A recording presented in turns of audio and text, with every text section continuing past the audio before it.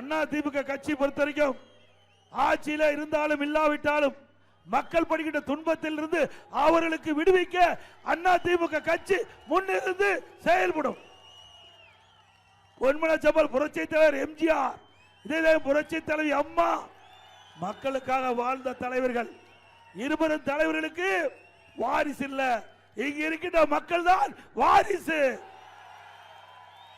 ஆகவேதான் இந்த கட்சியை எவ்வளவோ பேர் உடைக்க பார்க்கிறாங்க, முடக்க பார்க்கிறாங்க. அத்தனையும் உங்கள் துணையோடு தாவடுபடி ஆக்கிட்டு இருக்கிறோம். இது தொண்டர் இருந்த கட்சி, உயிரோட்டம் உள்ள கட்சி. எந்த கொம்பனாலும் உடைக்க முடியாது.